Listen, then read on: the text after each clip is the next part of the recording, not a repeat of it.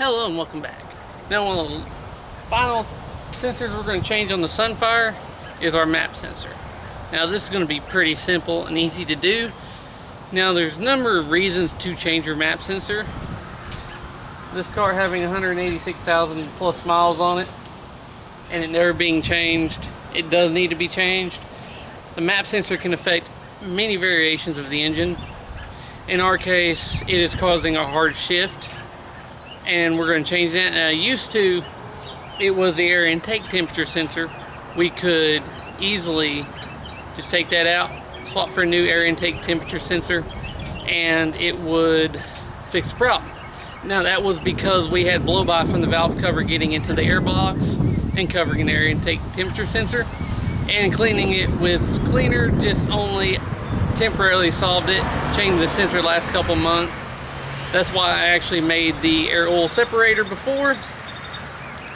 But now we have taken the cold air intake off the car, and I just rerouted the hose where the oil won't go down into the stock air box.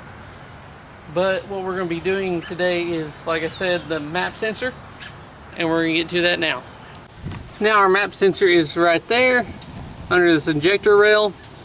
Now probably going to be the easiest way to get this off is remove this part of the air box, which will involve removing the line for the fuel pressure regulator, our clip and harness for the air intake temperature sensor.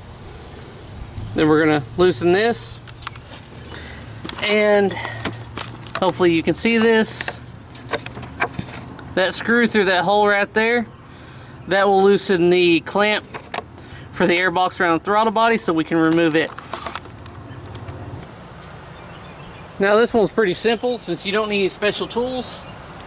We're just going to plug the harness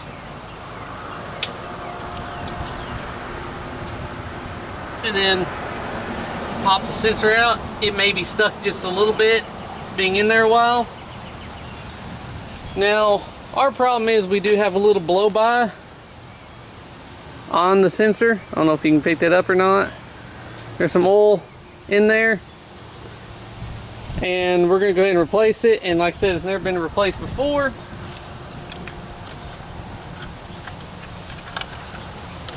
We're going to take the new one out of the box.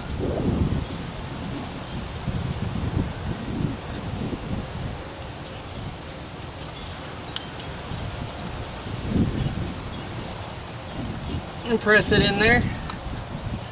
Make sure it is pressed all the way down in there. Now there's a little groove there and a little groove there.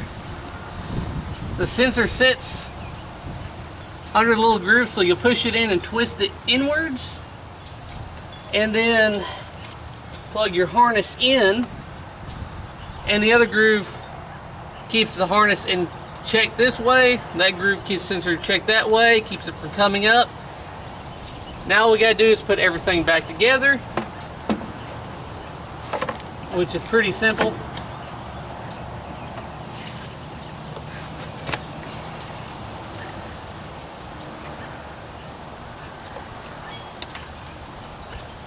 Tighten everything back down.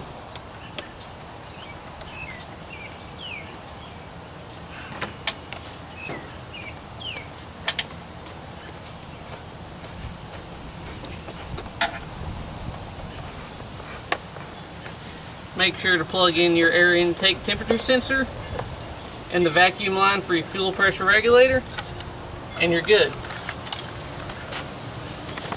Now this is a pretty simple, easy fix.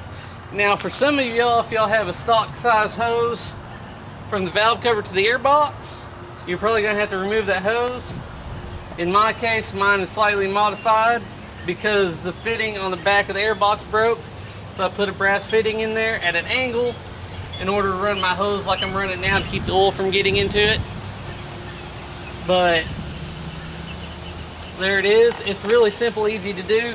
The part is somewhat expensive. It's usually over $50 wherever you go. But seeing as it's never been replaced and it's really easy to do yourself, it's worth it to do yourself. Plus the things that it affects on the car itself, it's worth it to replace. Now hopefully this video proved helpful to you, and as always, thanks for watching.